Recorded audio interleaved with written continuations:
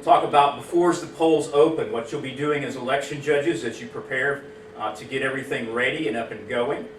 So one thing is you need to set up your voting area. So you have to arrange the voting booths, the voting machines, and lay out all your supplies. You're going to have the plexiglass shields this year, and you're going to have all the additional things like the ink pens and the markers and the stylus to lay out. And so you want to arrange the polling place so it's got a good flow. You want the booths and the voting machines to be 6 foot apart. And don't forget to put your little tape marks down so the voters know where to stand. That's going to control the number of people inside of your polling place, because most of these polling places aren't that large, and there's only going to be about 3, 4, or 5 people in there at a time, and the rest will have to wait outside till they can get in. What time do you need to be there? You need to be there at 5 a.m. So you need to be there an hour prior to the opening of the polls, and this election is going to take you every bit of that time to get ready. If you always work with the same crew there at the polling place and you notice that Betty's not there that day, give us a call. Maybe we can start calling Betty, try to wake her up or whatever's going on.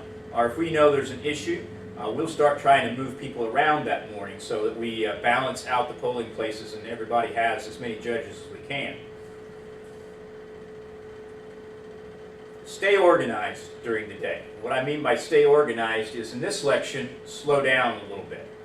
What I mean by that is that one of the things I've seen as we've done months and months of voting this year and 40 days of early voting is the fact that it's easy to get unorganized because of the pressures of the election and what's going on with COVID.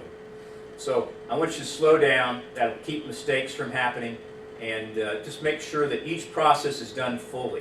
If you're doing an affidavit or a provisional envelope, do it completely before you move to the next process, those kind of things. You are officers of the Circuit Court, so you uphold the U.S. and the Illinois Constitution. You're sworn by the Circuit Court, and you are the sole authority in the polling place, campaign-free zone, and you're over the poll watchers and the proper conduct of the elections. Remember, rotate positions. It reduces fraud. It's the law. And this year, if you don't rotate with the application judge and the judges working the voting machines, they're going to get really wore out. You do act as a board. If you have to make a decision, you vote. So if there's 5 of you there as election judges in that precinct, you vote, and 3, whatever they decide, is what you're going to do. The majority wins. There is no head judge. It's equal authority. In other words, each of you have equal authority by your vote. Now, that doesn't mean that one judge doesn't know the voting machines better, one judge doesn't know the paperwork better, one judge might know another process better. What you need to be doing when you have those free times is you're sharing that information with each other and making each other stronger and better judges. I want to make sure that you're giving the correct ballot. We're lucky this year.